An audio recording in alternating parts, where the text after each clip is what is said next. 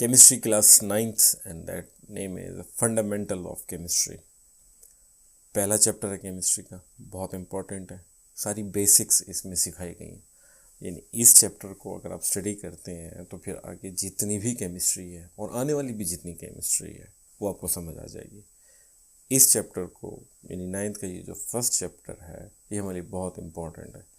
इसके ज़रिए हम 10th की FSC आगे जितना आप पढ़ना चाहें केमिस्ट्री को वो समझ में आ जाएगा।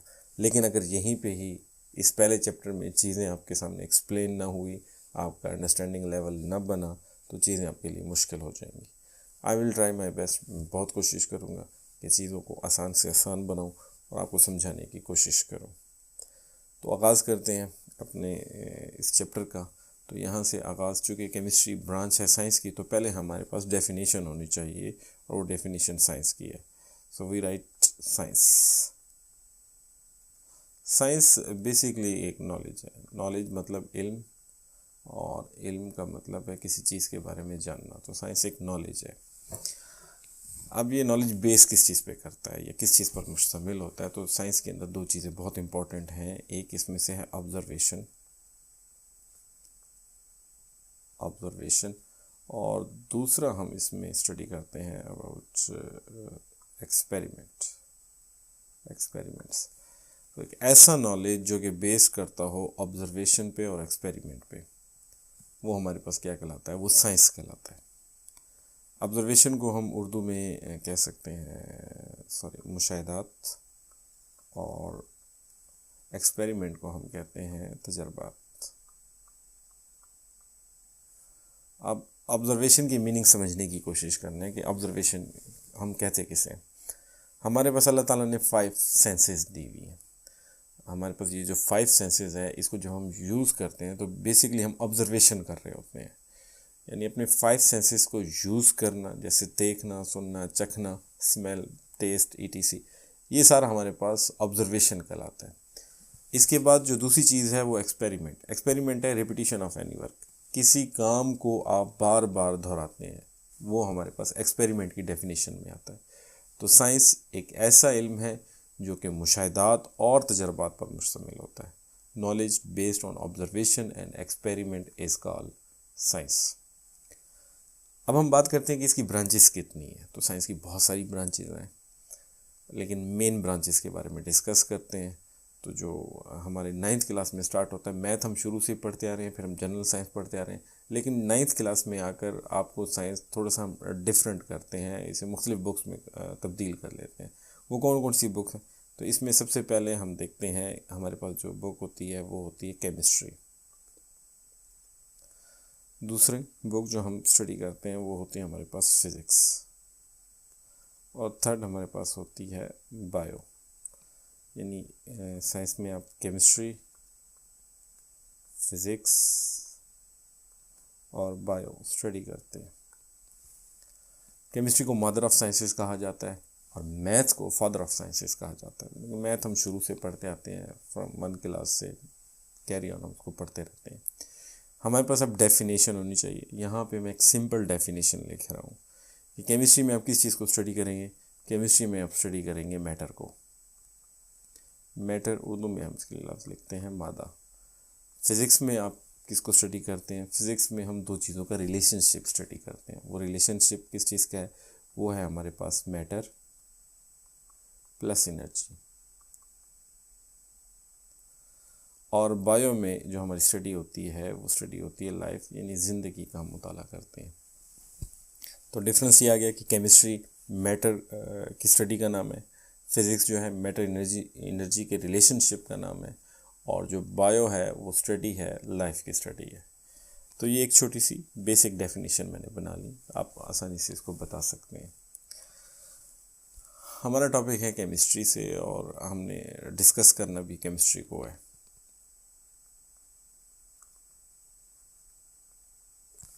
केमिस्ट्री को थोड़ा सा खुश्क सब्जेक्ट या मुश्किल सब्जेक्ट समझते हैं, लेकिन ये इतना मुश्किल है नहीं। ये बहुत इजी है, बहुत आसान है।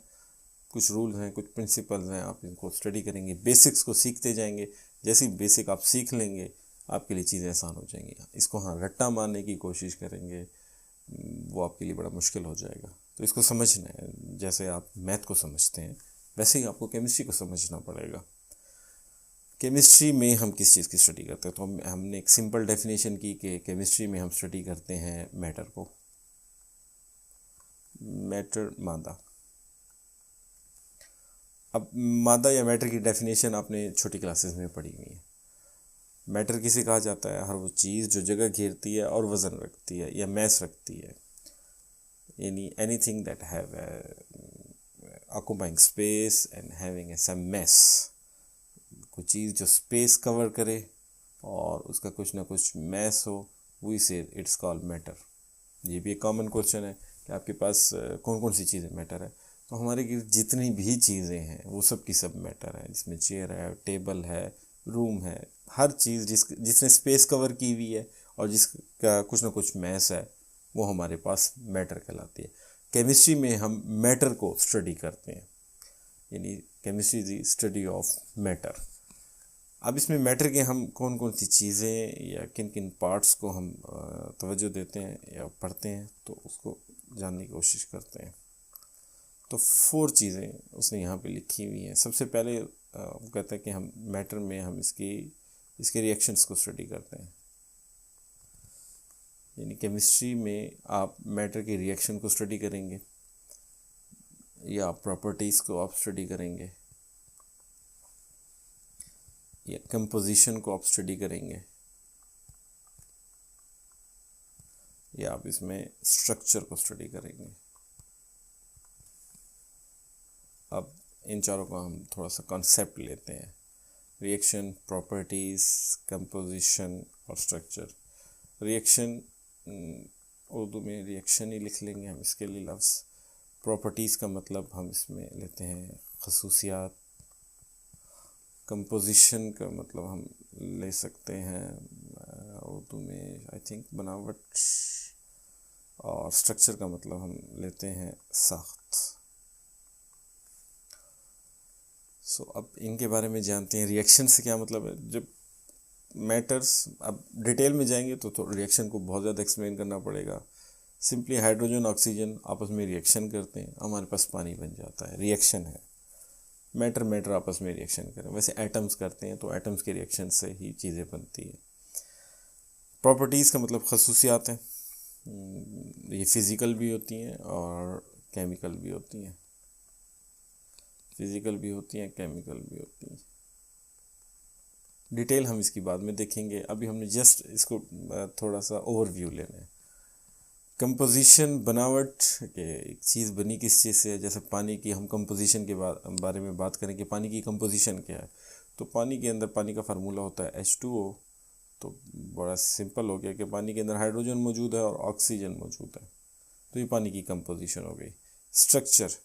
स्ट्रक्चर का मतलब ये है कि जो मालिक्यूलों की अरेंजमेंट है, तरतीब है, वो किस किस्म की है और उनका ढांचा या उनका स्ट्रक्चर किस किस्म का बन रहा है। इन चारों को मैंने एक्सप्लेन कर दिया, reaction, properties, composition and structure. अब प्रॉपर डेफिनेशन केमिस्ट्री की क्या बनेगी? Chemistry is study of matter in which we study और deals with reactions, properties, composition and structure.